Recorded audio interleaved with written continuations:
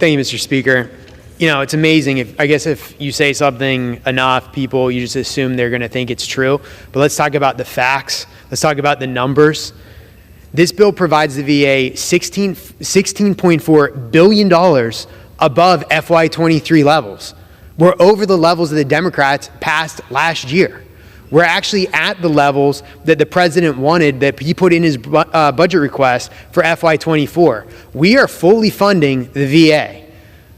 And, you know, my crystal ball is broken today, but I'm willing to bet that every single Democrat will vote no on this bill, which again fully funds the VA and all the programs that they're talking about. So let's just see where they vote tomorrow. So it's quite amazing.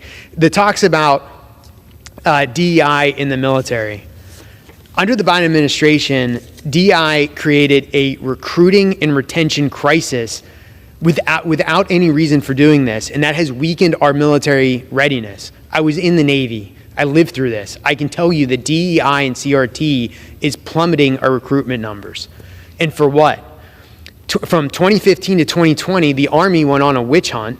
The Army reported 21 of roughly 1 million soldiers were subject to disciplinary actions due to participation in extremist organizations. 21.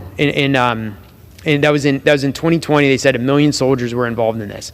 In 2021, the DoD did a study on that, and it reported that less than 100 of the over 2 million service members actually participated in prohibited activity. So for those of you without a calculator, that's roughly 0.00005%. That's what we're fighting over here. The underlying legislation that we're talking about actually eliminates wasteful spending for DEI and CRT, puts it to where we really need it in veterans programs and military construction.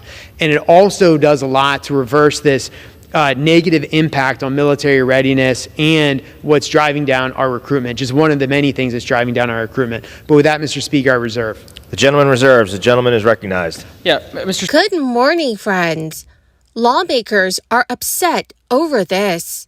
Top Republicans are now pushing for Democrats to cut government spending levels.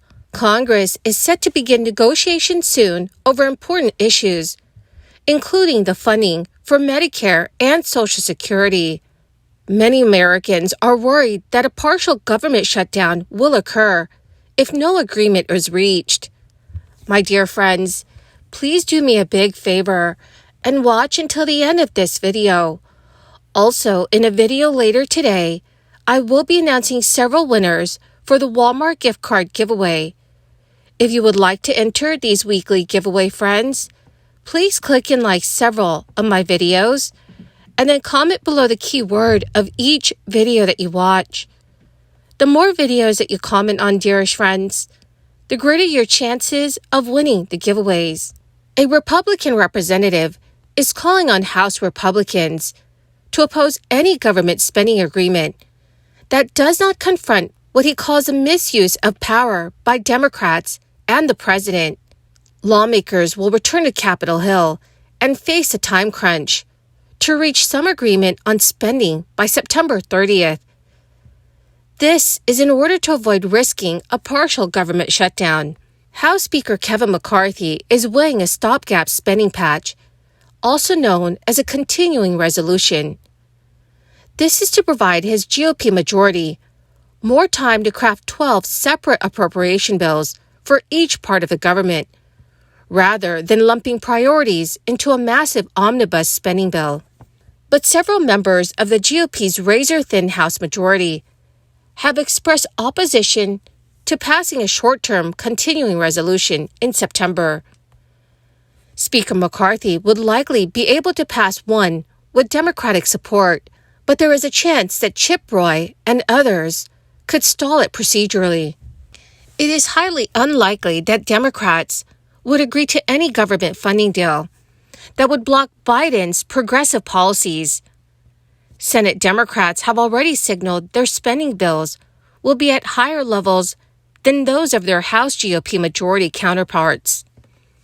Speaker McCarthy's colleagues have emphasized that a worse alternative would be a longer continuing resolution, which Congress may be forced into if there is no agreement.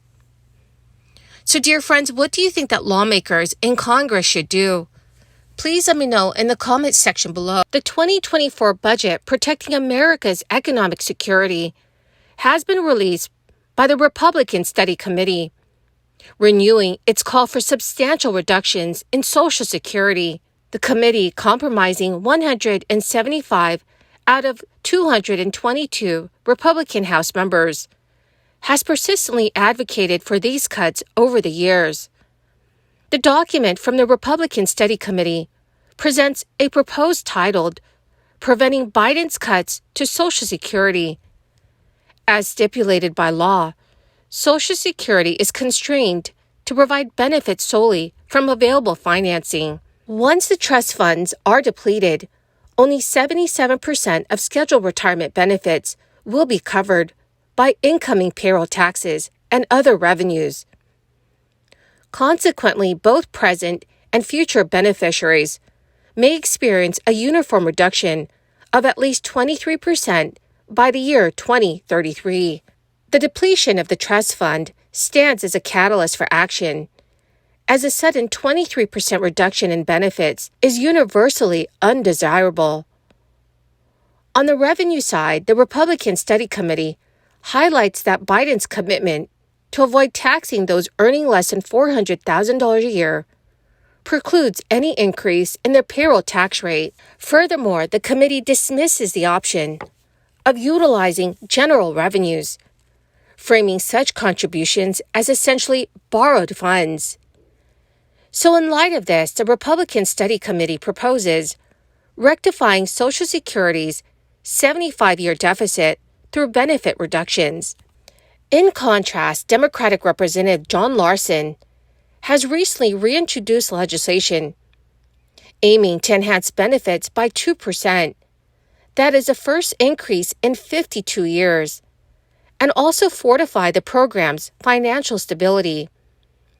This would be achieved by compelling higher earners to contribute more to payroll taxes and improving the accuracy of cost of living adjustments to reflect current inflation. While the majority of House Democrats have endorsed this legislation, the absence of Republican co-sponsors poses a hurdle for passage in the GOP-led chamber. Bipartisan support is essential for the bill's progression through the Democratic-controlled Senate. John Larson is actively working to garner backing from Republican members, distributing cards to every congressperson, illustrating the number of Social Security recipients in their districts. He has also integrated several Republican initiatives into his bill. In addition to John Larson's strategy, Senators Bernie Sanders and Elizabeth Warren have proposed similar legislation that would heighten benefits by $200 each month. This measure could extend the program's financial stability by subjecting a broader cohort of higher earners, those with incomes exceeding $250,000 a year, to payroll taxes.